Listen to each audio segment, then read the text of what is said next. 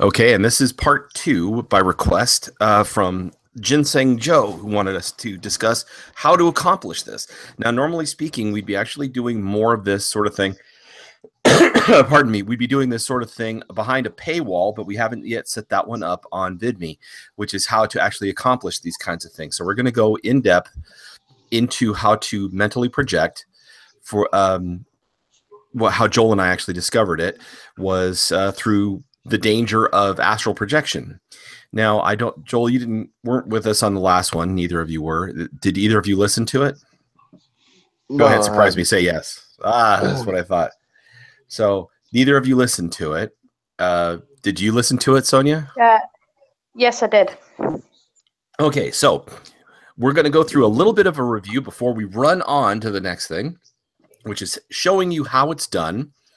And we're going to discuss any questions you have. First of all, Joel, I want them to hear from your mouth, because you haven't seen the video, why it was that we said, fuck this crap on astral projection and started doing the mental projection. Instead, I'm going to silence myself and I'm going to have some coffee while you tell them your story. Oh, man. I don't remember. I can't remember exactly what happened. All I remember was it was not right. All right. Sorry. Let me refresh your memory. All of the time, because apparently I have a better memory than poor Joel does, because he's an old man now. So Joel's an old guy and he's trying to get into heaven now. No, what happened was we would do astral projections, or we would ascense, and we'd end up the next day with boils, wounds, scrapes, scratches, deep visceral tissue pain. See, now it all comes back to you. I mentioned pain. The bruises, like there was the bruising. Afterwards. It's like, where the fuck did this come from? Especially around the ribs. These things would go to the body like Rocky Balboa. They would simply and it hurt really bad. My favorite was the ones that they would get me in the floating ribs. And be walking around like somebody had worked me over with a 2x4. So Joel and I were like, how could we come up with something better? And I told him about a video that I'd seen in the 1970s about these people exploring for the Bermuda Triangle, and this guy who'd crafted a mental body in order to go exploring in the water. And so that's where it took off. So now, since Joel's memory's been jogged hard, I will silence myself, drink my coffee, and let him tell you. For me, it started off when I would travel around at nighttime, and I would wake up. I was just learning how to project astrally, and I got the constant waking up with bruises scattered about my body and no way to explain it. A few times, my mom thought I was getting into fights or somebody was bullying me around the neighborhood, which the neighborhood I first grew up in before I met Sean might have been the case, but the neighborhood where I knew Sean, when the bruising and everything started to get worse, wasn't the case. I had moved out of the parts of Inglewood that had a bunch of rival gangs to a section of right outside of Inglewood in a place called Hawthorne, and it was pretty much quiet. But I think the one time when I knew that it was time to find something different was when I had the bruises on my ribs and I was having a difficult time breathing. The other thing is back then, one time I went traveling, I came back and I had some sort of astral parasite attached. And back in those days, we didn't have the finesse we have now. So it was a matter of, Sean, can you get this? Sean grabs and pulls. And imagine a scene from Three Stooges where you've got Mo is trying to pull Shemp's nose off with a pair of pliers for the pain. Yeah, it was a little bit ridiculous. And that's when we pretty much knew that something different had to happen. And that was around the time when Shine had mentioned that video. I think that was like the last straw. Like I was like, I can't do this anymore. It's getting a bit much for me to deal with. Now, keep in mind, we're lucky. We didn't encounter a lot of things out there, and we didn't know the reason why was because the area that we were living on bracketed ancient Chumash grounds that were sacred.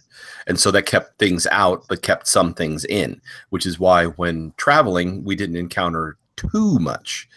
The normal world can have a lot more dangerous things running around in it. So sorry about that. Oh, oh, that's perfect. Um, and at that point, he was talking about the techniques, and that's when we started to practice them. And they the bruising got less and less, um, which was great. And then that's when I started to be able to really step out and visit people um, outside of my body. That's when I started to have a more successful traveling and visitation with people. You remember I made that bracelet for that one person I didn't know. Yes. Yeah, that's about the time I started doing that.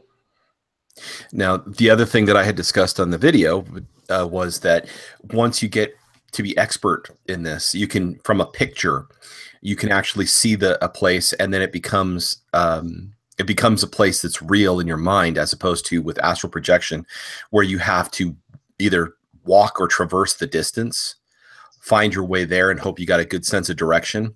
Where with mental projection, you can simply see the way it looks, and then zam, you're there. Now, I did that for Semigod when I needed to know where I had to go. You can even Google Earth it, take a look from the satellite videos, and then be able to go there. Because once you have an image, you can go to the image by simply just projecting through the image you have in your mind, because it's then becomes a place that your mind can lock onto. This is actually the basis of thaumaturgy as well. The small representation is just the same as the whole and the large. This is something that you also learn in the chaos theory, which actually has nothing to do with chaos theory. If you've seen a small part of the sum of the thing, then you know the larger portion of it by simply extrapolation. The saying is "as above, so below." And now it's gotten to the point where I can simply just get into the projected body, and it's almost like turning my head or turning my body, and I'm there. I'm already there, because that's how quickly it occurs, especially after having been there once or twice. Go ahead, Joel. No, that's all I had. All right. So Sonia, now, did you have any questions on the video before? And please don't say, no, you guys were really thorough. You got to have questions by now. So it's basically a little bit like Nightcrawler's teleportation, because he has to see what he's teleporting to, doesn't he? Well, essentially, but you can still mentally project by traveling the distance. Yeah. It's just much easier once you've been there. Astral projection doesn't allow you to do that. You actually have to traverse the whole damn distance. And it annoyed, because that's what that was. Yeah, if Joel and I if we had to go someplace astrally, we had to travel the whole distance all over again. As opposed to once we mentally projected, we'd been there or we'd seen it. It became a matter of, oh, you're here already? Geez, how did we get here so quick? Because everything we read,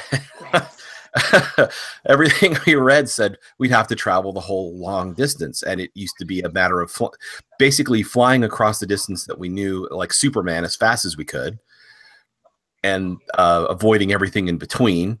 As opposed to mental projection, we just were there.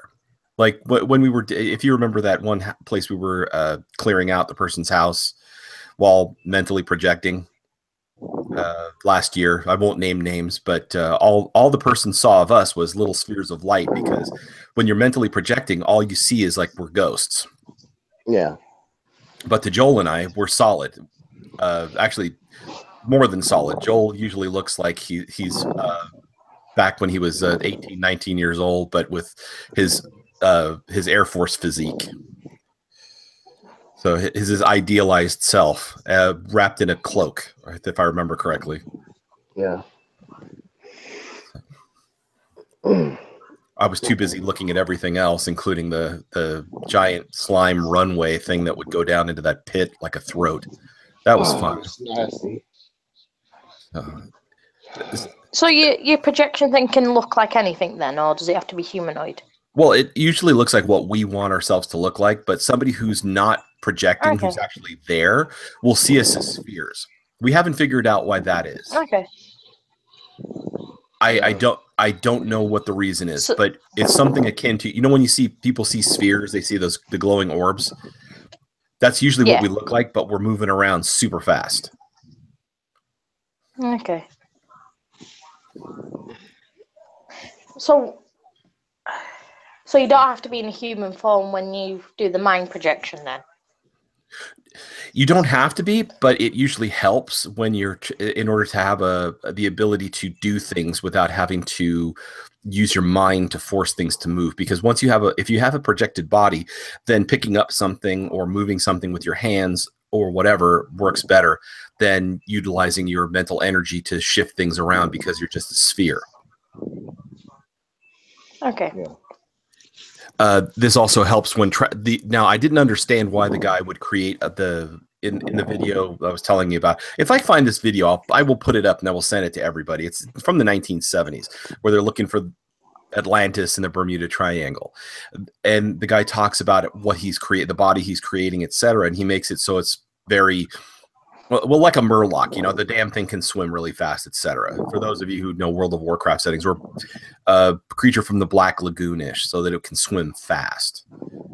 I didn't know the reason why he'd want that. And then Joel and I, once we'd finally gotten through doing the thing for ourselves, we realized that an idealized, agile, and strong body responds faster on the astral plane. Although it's all a matter of your will exhibiting itself in the astral, it still has to have that externalization for it to fully manifest. Sorry. Sinuses this morning. We're having the change in season, so it's getting cool and it's fall-ish now, early. So any other questions, Sonia? Not at the moment, no. Okay, so now comes the process by which we went and created the bodies. I'm going to let Joel tell his part first, and then I will add on later. So your turn, Joel, unless you're eating. He's silenced. Probably having a conversation. In any case, when I was watching the video, I remember being very intrigued by what the guy was talking about, and thinking that it was kind of a strange way to be able to go about doing what he was doing, even when I was a kid, since I would imagine simply just projecting yourself to the bottom would work. And I remember him saying the crazy things that he'd seen at the bottom of the ocean, which I know now, unless the materials were made out of something more durable, they would have dissolved over the thousands of years that would have had to have intervened when Atlantis supposedly fell, if Atlantis was real. I'm not one of those people who's the Atlantis and men from Mars and that kind of thing. I have no evidence of it, so I don't run behind it and say yes, definitely. So yeah, I don't know what the guy saw, if he was actually down there, and I don't know if the video was actually real or they were just making it look like it was some kind of a documentary, which was entirely possible. It was the 70s. Hell, they had what was it? Walt Disney's people made two creatures that normally don't interact fight just for the fun of it, and herded lemmings off cliffs in order to be able to laugh about it later. So, which kind of is shocking. Still with us, Joel? Probably a long conversation. Yeah. Okay. No, I had to go to the loo. Ah. Yeah. Option number 3. So. Oh. Now, what was you asking? So, you can now tell the process by which you go through in order to create. Well, originally, because now it's just a matter of we blink and it's done. But I know it's going to be hard. You have to dredge up all the old memories as to how we got there. And I think for me it'd be it's easy enough. Now what I do is when I go through my clearing my chakras, and I'm gonna I need to be present, even if I'm doing things in physical form. I'll do it this way. I'll as I imagine the light coming through and filling up my chakras and filling up my aura, I build my body up I start with the chakras, and then as the energy flows out, then I start to build my whatever body I'm gonna be in, starting off at the feet and all the way up. Kind of almost like, if I had to explain it, it would be like the same way in the Fifth Element that the machine starts to replicate her body. Lilu's body. It's pretty much just like that, just with light. And it starts from the bottom, and it's not just like, how they did it with the bone and then the muscles, and then it's just all of it all at once. And I just start to build that up with the light. And my body at the time would resemble like a light, an image of light of who I am, just younger and 100 pounds lighter. Maybe not 100 pounds, but you get the gist, like 60, 70 pounds lighter. Yeah. Well, going back to the very first time that I ever did it, which was in order to try and create a new body so that I would be able to travel, laying down the first time, I imagined myself basically outside of myself, like looking down at my body and recreating a body over the one that I have right now, basically from the top to the bottom, starting at the head, creating a whole new body, similar to it if you have watched Tron, when they the original, when they digitize in and you see there's like the rings go over the body, you see brum, brum, and then layer by layer it appears, but a little more quickly from the top to the bottom. Making my first creating an idealized form, stronger from top to bottom, but over my body, so that I didn't have to worry about being exposed temporarily to damage, like a shell, similar to when we do the armor of light, but not the armor of light. And so creating the shell itself, working it over from top to bottom, crafting the shape, all the way down to little things, even fingernails, fingers, etc., moving from top to bottom to the toes, then going once more and doing it a third time, and then empowering it with all the energy that I had in order to make it toughened and stronger. Thinking about, as I'm crafting it over myself, the need that it was going to be, what I was going to be putting it through, and what I needed to have it be stronger or more capable in that area, such as being tougher or stronger or whatever. And then allowing my mind to move from my body into it, and then standing up with it and beginning to move it, usually starting with the fingers. I think I remember the first time I ever looked at when I made myself really strong, my hands were huge. and thinking, damn, these are like Arnold Schwarzenegger fingers. Damn, look how big they are. And I haven't done it like that since, because it's very imposing to things that you appear to on the astral. Trying to look as much as inoffensive as possible sometimes works better than trying to look like you're the biggest dog on the block. So haven't done it like that since, but this is just an example. And then taking it out for a test drive, which is usually walking around the room. I think the first time I did that, Joel was staying over and I was walking around the house trying to get used to it. And when I finally got tired of doing it, I fell asleep while in the middle of doing it. And had really weird dreams because I was still projecting at the time. So the other step is, once you finally are mentally projecting, is to make sure that you're firmly settled within it so that you can see. The first few times it can be like you're looking through glasses covered with petroleum jelly, because if you're not perfectly aligned with it, it's not as clear as when you actually project. It will never be totally as clear, but it can be it is far safer and far more effective for getting around too.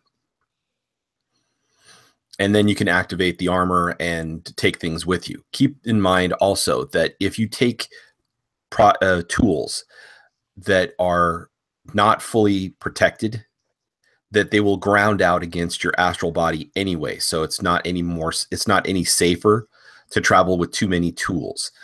Only take the tools that you need with you when you mentally project, because otherwise you might as well be astrally projecting, but with only a small amount of extra defense.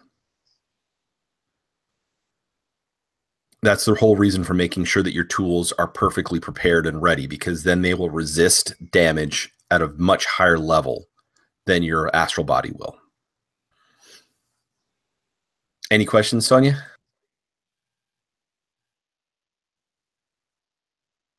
Now she's on the loo. Could Joel could Joel go into a bit more detail how he did it? I didn't get quite what he does. So you remember the time that we went to the place to clear out the Yeah. And we had the guided meditation? Yeah. Well, I did a guided meditation, and as I was doing that guided meditation, I would prepare my mental image, and I would do it at the same time,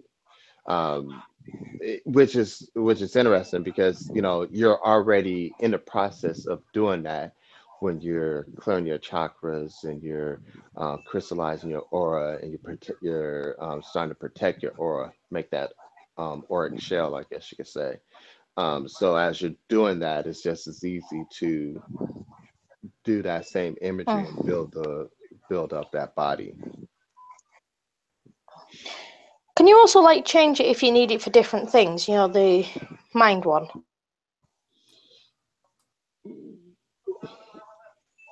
Well, I guess in a way you could, but since it's a mental projection, you really some of the physical laws don't really apply. So are you asking can you do it so you can breathe underwater? You really wouldn't. No, it's if you didn't like Sean did, where he made the hands too big. Can you alter it if you don't like it? If you know what I mean, or yeah, I mean you can alter it to whatever image of yourself that you want to be. So, say if you wanted wings, yeah, you can put wings on it. It depends on how you visualize yourself, or visualize the body that you're going to be working in. Well, you can also alter it so that you can turn, and I've done this, so you could turn your hands into axes if you want to break through a barrier. Yeah, that's what I was asking. Yeah, actually, to try and get through a barrier that was pretty dang strong, I turned my hands into axes, and I started chopping the damn thing down. And I remember that, and I remember Joel ducking because it was chunks of something flying off it like wood, which was funny because I just saw a glowing thing, and yet it was flying. Pieces of it were flying over our shoulders as I was hacking into it. Probably because of the fact that as a person who's raised on a steady diet of cartoons, my brain would have seen stuff flying off like a rooster tail of stuff like I'm buzz sawing through it. Mhm. I don't even remember what the occasion was. I just remember doing that. The axes, let's see. I've actually turned my hand into a blade before, into a longsword. But you begin to find that it's easier to just envision the thing appearing, especially since the armor of light can create those. It's easier to do that than risk losing a portion of your mental projection, because then you have to rebuild it. It takes a couple of seconds for a neophyte. Yeah. Okay. Eventually, it just gets to the point where Joel and at least for myself, all I do is just think, and it simply just pops into existence, or it happens now because I'm so used to it. I'm pretty sure people who are used to astrally projecting, it becomes that simple for them as well, but the mental projection keeps you a portion distant from the danger. It almost becomes second nature then, in a fashion. Yeah. Yes. Oh, there's stuff like when Joel was 2 rooms away and he says, "Take my hand," right? And remember, I told you about that turning the page thing, or turning, and so Yeah. I take Joel's hand, and now he's in the room I'm in. It becomes that second nature, but even more than that, you become instinctually capable of doing things with the other person. Well, at least for Joel and I, there's this, we connect at a super conscious level where I know what he needs just by a couple of words, or I know what he's looking for. It is a, see, that branches into a completely different thing too. I probably shouldn't go there, but you start to be able to pick up things from the environment and from things around you much more capably and much more safely than if you were astrally projecting, where you would have the raw data can be staggering and overwhelming the first few times that you sense them, because the auras of the things around you have to touch you. When you're mentally projecting, you selectively allow things in, and when you're capable of allowing it to come in, some of this stuff is more raw and less raw and more easily assimilated as information than when you're astrally there. Because I like to think of people who are astrally in a place being like the first time they ever go to Disneyland, and they're just walking around with their eyes wide open going, "Wow, look at that. Wow, look at that. Wow, wow, wow." And you just can't really stop. It's every couple of steps is a, "Wow, look at that. Wow, look at Mr. Hand. Wow, look, that's a bird." They've never seen this stuff before. And so they just lose themselves in the how unfiltered and amazing things can look. And with the mental projection, you simply choose what comes in, and when you know what to pare it down to, a lot of the data that you get is far more refined and cogent to what you're trying to do, if that helps. Yeah, it does. That was one of the side benefits, because it used to be with the astral projection, I wouldn't get very far because it's like, "Wow, look at this. Wow, that's amazing. Look at that. Look at this glowing. Look at the wow." And this cement wall doesn't give off any end. And after you go a certain distance, also comes the astral, the fog that's there. And a lot of people won't talk about this, but the movie Insidious was the only time I've ever seen where they included the foggy look. Okay, it's bad enough to be in the dark, but if you add a black fog or mist, which actually does exist in the astral, it makes it so much harder to see, especially since if you're traveling between areas that haven't got a lot of living things to light it up, it's like walking at midnight on a moonless sky into a fog bank. And you hear about that much, and you sense about that much, and it feels like you're nowhere. Even if you're astrally projecting in such a way where you're imagining yourself walking and you've got your feet on the ground, You don't even feel it after a while. You just start to feel like you're nowhere, and you can't really suddenly snap back to yourself, especially if you go too far into the fog bank. Now, the way that they represented it in the movie was like the fog bank is like traveling through time, and you're traveling through space, and oh my God. And that's not done on the astral. That's done on the etheric. Moving through time periods is done through the etheric realm, not astrally projecting. So that's how you know they went a little bit off the rails there.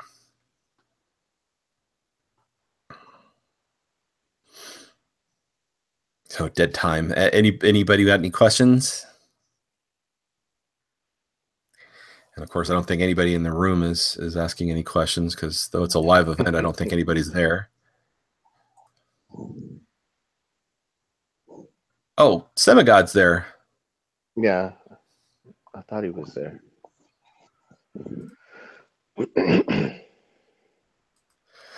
So, yeah. And so I wanted to give a couple of shout outs to people who were like, I said it before, and I'll say it again. Aisha is finally able to hear Jemima when Jemima was singing and dancing in the kitchen while she was cooking late one night. And so there's definite progress there. And that's amazing. Also, Semigod went and did something which told me that his abilities are expanding as well. And I'd like to credit that to the fact that he's been interacting with his dear friend Truthwalker, who has been protecting his family on the property where they used to live. And I so totally wish that I could bring him along, but he's I've forgotten what the native tribe he's from. He can't go into the area where he's going to be moving to, which would be nice, but that would be a hell of a project. I could not do that. I mean, neither of us could do that. He's tied to the land inextricably, and you can't just wrench those ties up and move him. He'd just dissolve over a couple of years, which would break my heart. And so hopefully he stays safe. Stay safe now, Semigod, please. Please don't go tempting fate anymore. And I'll do that again. Good Lord. That's a creepy ass place. One of the worst.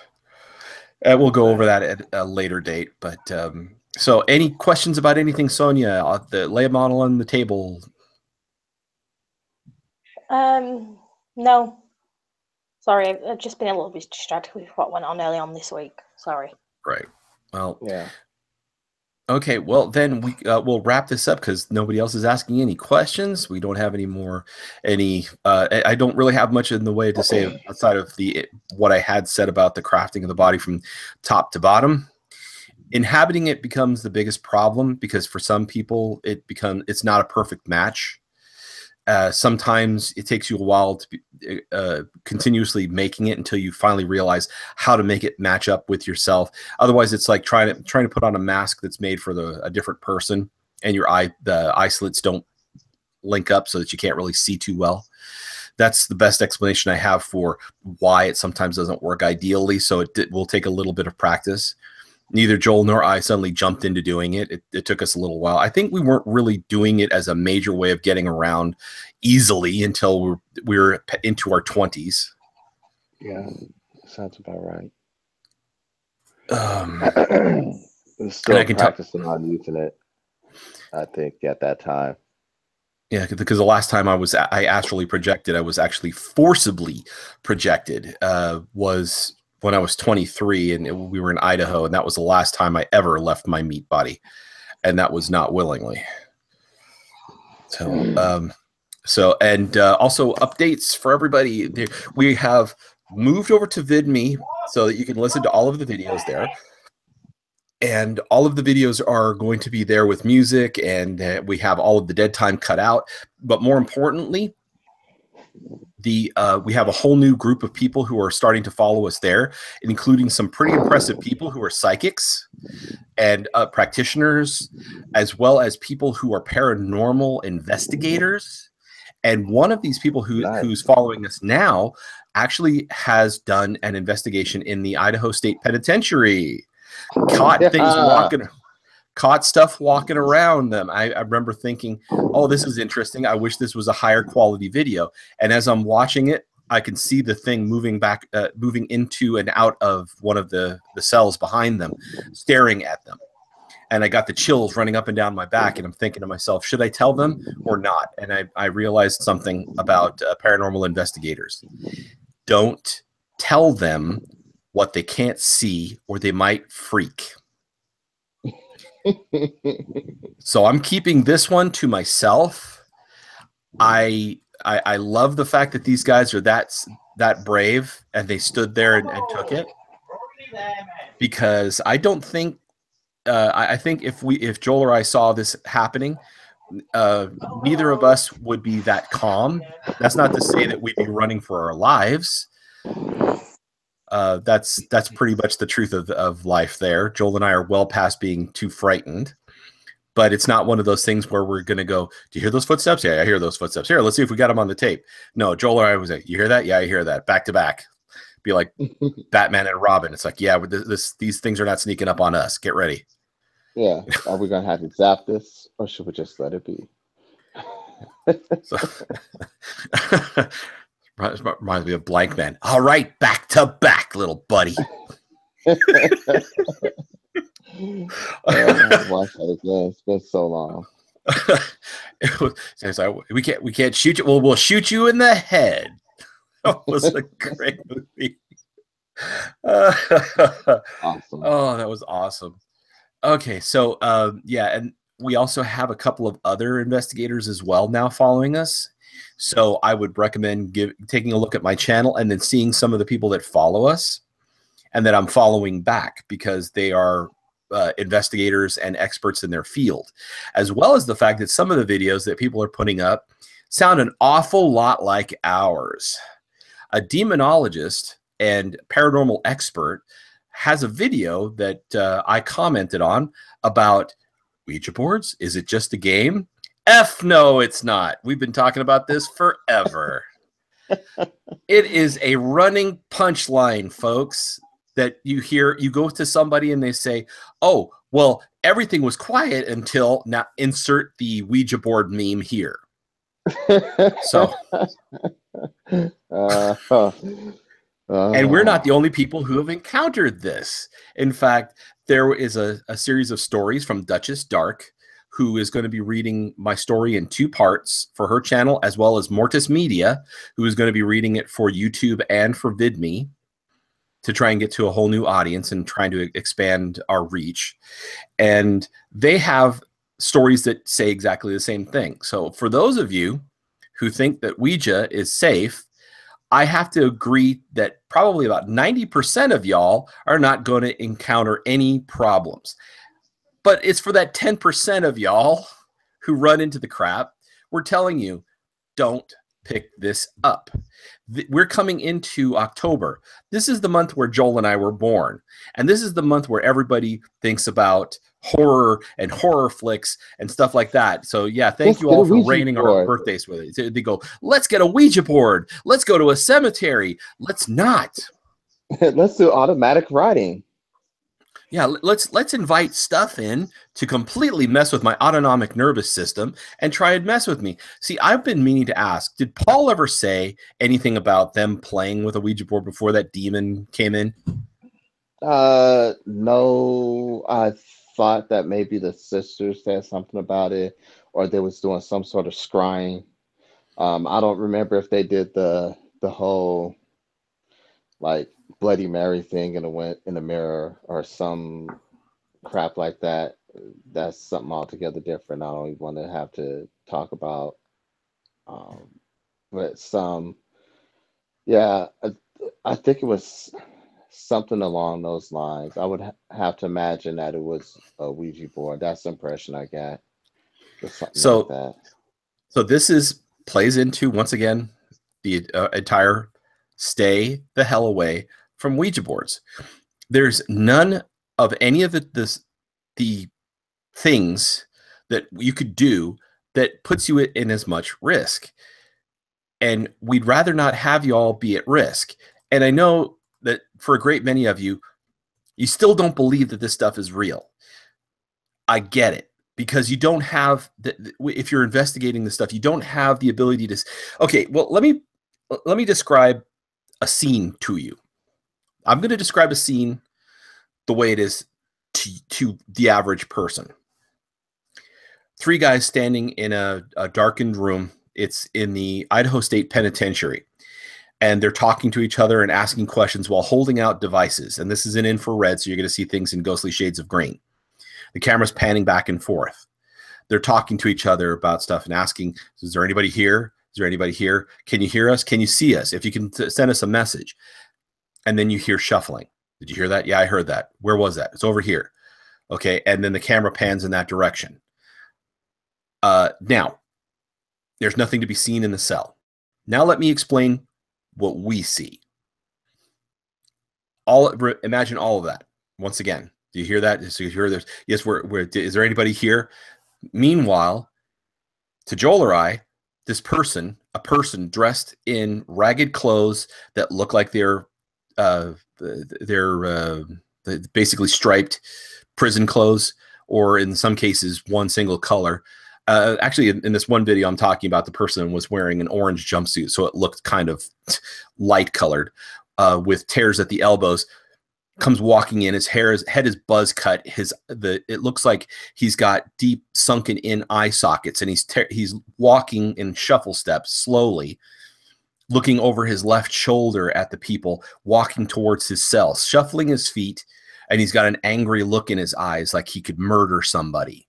He walks into the cell, turns around, and then walks over and pushes his face against the bars, and he's looking out at them, and his eyes are moving left and right. Now, y'all can't see that. We see that stuff, and that is the mild stuff. That is the mild things that we see. Because if Joel or I were watching this person walk across the room together, you'd suddenly see us stop moving, both of our heads turn towards the thing, and both of us track as it's walking into the cell. We've done this before and freaked people out. It's like, guys, what are you looking at? It's like, yeah, you don't want us to tell you. So now I'm filling you in. This is the stuff that we get to see. How brave are you going to be if something like that happens? I guarantee most of you are going to Scooby-Doo out of there. You'll be running so fast, there's going to be a rooster tail of garbage behind you as you run out of the place. So it's probably better that those guys never see that kind of thing. But this is the difference between what you can see and what you can't see. This is why when we tell you this is real, why you don't want to go experimenting with the stuff just to have fun and see if you can stir it up with a Ouija board. Because imagine something like this deciding, hey, this place sucks. I'm going to leave this place and follow you because you're a bright light. Let's climb into your car. I'm going to go with you to your home. I'm going to see what kind of fun stuff you got in your fridge. I'm going to start knocking on your walls. You know what? I like this place better than the prison. I'm staying right here. Okay? I hope that makes a stark enough contrast between what you can see and what you can't see that you don't want to tempt fate. Sorry.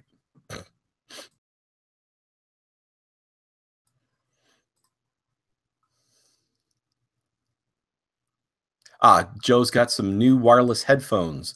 He can't figure out how to get them to work yet. The mic's misbehaving. Okay, so any questions?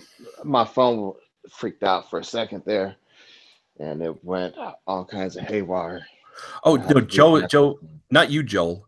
Joe, Ginseng Joe says he got some new wireless headphones, and he just figured out how to get them to work, but the mic is not behaving. That's why he's not in the call today. He's not in the show. Yeah. I have to stick to just calling him Ginseng. Sonia, got any input before Halloween? What you said, don't mess with Ouija boards. Now, if you want to do us all a big favor, and this is from the Oak team to you, okay? That's what I'm going to call us now. We're the Oak team. All right. If you see a friend who's got a Ouija board, I am asking you now, slap them in the face and then run with the thing. Find some place to throw it into water screaming. If not, throw it into the fireplace, light it on fire, say thank you for the kindling. or failing all of that, like pour salt all over it and then throw it into the bathtub and then wet the thing down until it becomes a soggy mess. Honestly, because there is no reason for it to exist. It's like those memes, there's no reason for you to live, right? Kill the damn Ouija board. You can't, it cannot be wrong. That's what I prefer England. It's harder to get a hold of one. Yeah, I prefer just to ask that person, hey, how's that going for you? When's the last time you picked that up? Huh? Anything's going bump in the night new? Anything new? No? Yes? Yes? Ah, ha, ha. Dumbass. And I'm seriously tired of everybody associating the month of our birth with all kinds of horror happening because y'all choose this month, the next month, to do some stupid crap. Okay, I like to think. I know. Let's go to the haunted house and use a Ouija board. I like to think of October as my birthday month, where we get candy at the end of the month for free. Let's go trick or treating. Yes, right. Fun. That's what it's supposed to be. It's supposed to be the harvest season. It's Samhain. Okay, not it.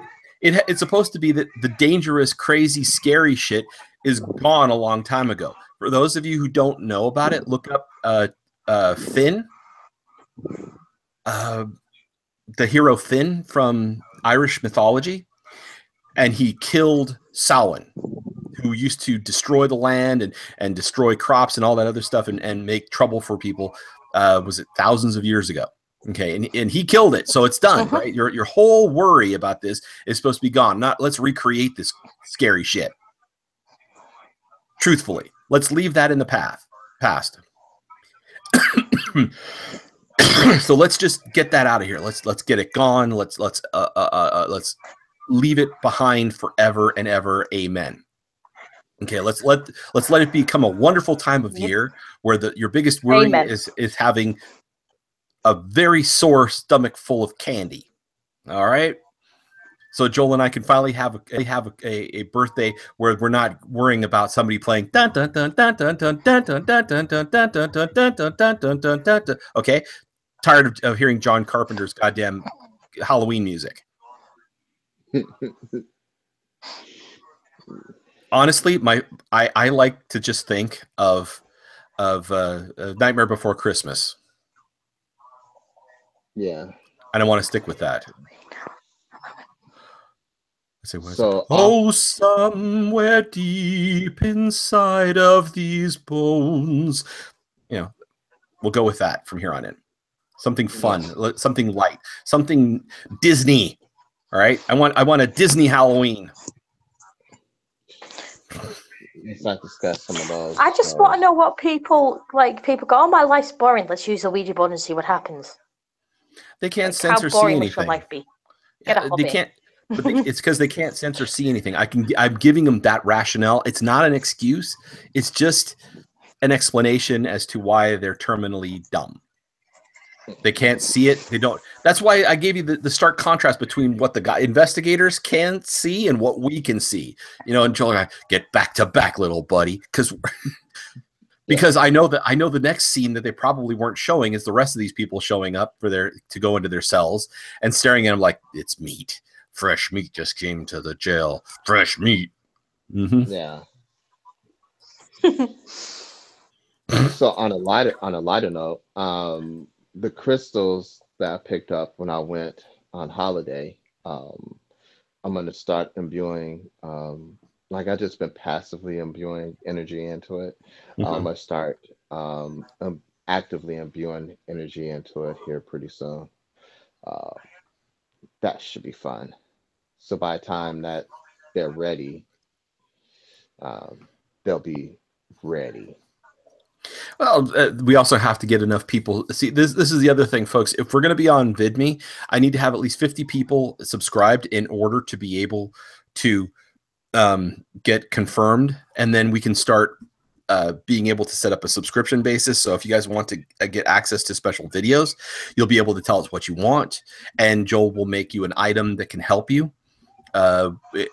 keep you protected, or give you, or increase your energy, or decrease your astral footprint, depending on what it is that it empowers out to. Joel actually used to start out without any idea where it was going and let the thing take its own shape. I don't know if you still do that. Is that what you still do? Yeah, I still do Okay. that. I'll do it. Right now, it'll pretty much be a blank slate, but then that person can program it to function as whatever kind of foci they need. I have a couple of I have a polished one that I'm working on, two polished ones I'm working on, and I have a bunch of unpolished ones that I just found that were natural that just kind of were screaming at me to come along for the ride. So you know how that is. Joe's walking along the beach, and all of a sudden he has a pocket full of rocks. Don't go swimming this time, Joe. You'll never make it. That's how it used to be. Oh, look at this rock. It calls to me. It's like, really? They all call to you. It's like, no, not all of them. It's like, oh, just it's like these over here. just all the ones that are weighing down your pockets. You look like you're chipmunking all the rocks home in this field, Joel. Yeah. That hasn't changed in 30 years. Yeah. It's like, oh, look, this one's calling to me. At the beach in where was that? At the beach in Elk, California, and the beach. There's a couple in Mendocino. At the tide pools. I know I reposted that tide pool video on Facebook. It was like a year ago. Here's where you were, and like a year ago to the day, I was back at that same beach. The tide was a lot higher where the tide pools were, so I couldn't go out where I was at before. But it was odd. There was like some stones that were up high, like that were on the ground that was like really polished, where no water should be able to get to. So I'm just assuming that some of them got washed up with the high wake. When the wake hits, just splash them up. And then there was like a couple that I found that were like on volcanic rock that was stuck in a crevice of volcanic rock that actually had to like I was walking, and I'm surprised nobody's seen these stones, and they were like at eye level to me, and it was just like in this crevice, and I just put my finger in there and just adjusted a slight bit, like a centimeter or millimeter, and push, and it just came out. I was like, oh, one of the ones I was like, hey, look at me. I was like, oh yeah, hey, how you doing? You want to come home? Oh yeah, you can come home with me. So these are some of the items that he's going to work into. He's going to work into his not work in order to be able to make incentives for you to join a subscription basis on the VidMe channel. And we'll be sending these items to people when they subscribe. I haven't set up like the idea for the subscription basis. If you guys have ideas for videos or things that you want us to cover that we're going to be putting on VidMe, please let me know. The mental projection one is probably one of the least difficult ones that we had to master, and gave us one of the safest travel methods imaginable, which allowed me to be able to go to places to help people fairly easily. And it's really not even a difficulty in showing you how this is done, as we've shown. Other ones will take considerably more effort and require more time and one-on-one interaction, such as, for instance, being able to talk about energy transfers. Now, Joel or I, we used to actually like spend time juicing up the other person or juicing up a rock so that the other person would feel it. Like while the other person wasn't looking, it became like a kind of a joke. Like I would be pushing energy into Joel, and Joel would start to sweat. He goes, "Quit it." And or Joel would juice up a rock and go, "Here, stand on this rock and tell me what you feel." And for me, it's like standing on a live wire. My hair stands on end, and I'm like Super Saiyan that for a second. He goes, "I know, right?" It's like, "Yeah, you bastard." He knows what I'm talking about. I'm sitting there like Goku. Yeah, and hey, Sean, yeah. Hold this stone for me. Wait, let me go over here. Grab it when I get over here. Yeah. See, but we're all distant from you, so we can't really do all of these little things that he and I used to mess with each other. Yeah, we were kids. We were, and it allowed us to be able to figure stuff out because we didn't have a teacher. So we just messed around with stuff until we figured it out. And now, in order for us to help you get to this point, we're going to have to do the online equivalent, which is going to require more on-hand time and talking directly to you. And we're going to end up doing either Hangouts or Skypes in order to be able to communicate with people directly.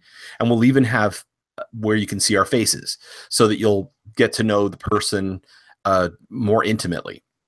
Yes, we have our pictures up. It's not the same thing as talking directly to a person's face. And we're going to be eventually putting those videos up behind a paywall so that once a person learns a thing, they can access the video behind the paywall to be able to learn the thing themselves. And I'm not planning on putting up an expensive paywall. I haven't seen what they do, whether it's like I can set it for as low as $0.25 a month or the $1 a month or whatever that they do. I have no idea. We haven't gotten there yet. But we're going to be sending goodies. We'll make things, create items, even hearthstones. I've actually found that for some reason, the area around Aisha doesn't produce the kind of stones that she needs or that she can find easily, which leads me to believe that she might not be she might not need one because of Jemima, which is why she's not letting her find one. But for the average person who may need a hearthstone to be able to tie them to hearth and home, that's something that we can also craft for you. And because for myself, it's never been hard to find a hearthstone. In fact, I'm holding on to the one for my home now. And that's an important tie to your family. Unless, of course, you have no fixed home, then you won't need that. So, but if you have any ideas, please, like, comment, and subscribe. Remember, VidMe, I add music. I'm always adding different music. I'm also cutting the dead time out.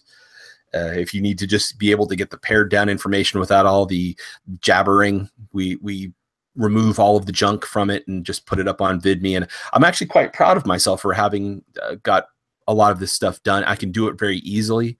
I hear people complaining, oh, it's so difficult, but usually they're using Microsoft programs to do it. iMovie is completely easy. All I do is just ding, ding, ding, ding, ding, put this here, put that there, walk away while it's finishing off the video. It's to say it's simplicity itself is understating it. The only thing that I need to figure out is how to be able to add pictures. I could actually add cartoons or movies or whatever to cover up seeing our faces and the Hangout chatter if I felt like it. Be able to make it so that there's something else you could watch, or at the very least a static picture that nobody would mind looking at, which I could do as well. I just haven't sat down because it wasn't important to me to accomplish. Anyway, once again, VidMe, it's www.vid.me.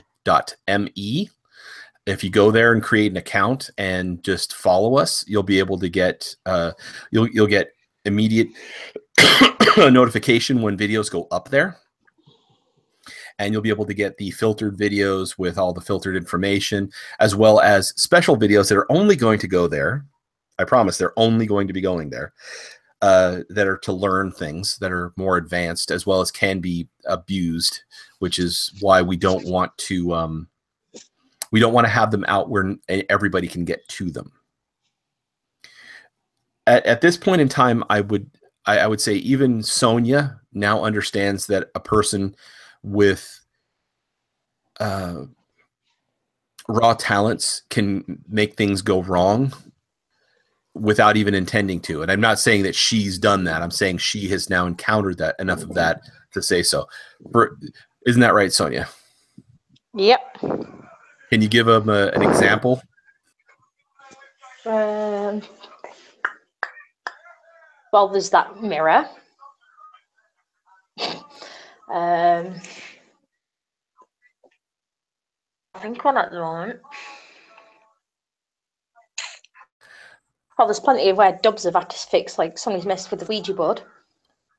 And See, that's my point right there. You can tell us about what Dubs has gone through, and because you've gone to help and spoken with him. Go ahead. Well, one was they were next to what is now a block of flats, but that used to be the main asylum where they kept, well, disabled children because they thought they had to be tucked away. We're talking, it was a Victorian building, so, and they did and Lass had got a flat, and she went, "Oh, it was an ex-asylum. Let's use a Ouija board. That's an intelligent idea." And she was in the wing where they'd done shock therapy. Was it shock therapy? They put the thing on either side of the head. Yeah, electroshock. Yeah. Christ. Yeah. And a lot of crazy shit just hit the roof. And like I say, stuff was being thrown. She got a mad electricity. She actually got a shock when she actually tried to turn the light on. And she actually got quite bad burns on her finger. That was not good. But yeah, literally, she had to move out of the flat until Dubs and that was able to actually clean it and like stop it from happening. So and this is the kind of thing that we're trying to be able to get solvent enough to be able to reach out and do ourselves. What Dubs in England, in Lancaster, United Kingdom is doing for people going and fixing their issues. That's what Joel and I wish to be able to accomplish for all of you, because I know that there are people that our listeners know that are dealing with this kind of thing. But the people that would normally be able to help them are not close enough around or easily accessed or whatever. There's going to be any of a number of issues, not to mention the fact that they don't want local people, in some cases, to know their issues. Who would want somebody who lives just around the block to come and help? And the people who usually advertise, especially in the United States, are all like Sylvia Brown. They're all like Sylvia Brown. They're all fakes. They're all here. I'm gonna tell you your future on a couple of cards. Oh yes, everything's gonna go your way. You're gonna have a few problems, but it's like, oh yeah, can we get any less specific so that you can cover your ass, that kind of thing. It's all BS. It's all crap. So you know, it's hard to know when to trust the person or when not to trust them. Joel's trying to show us something, so I'll shut up real quick. Pretty. Now, hopefully, because I've clicked on it so that you can see him primarily, you can see this, and this is the this will be on the video. Those are the items that he has made so far. Crystals wrapped in knotwork.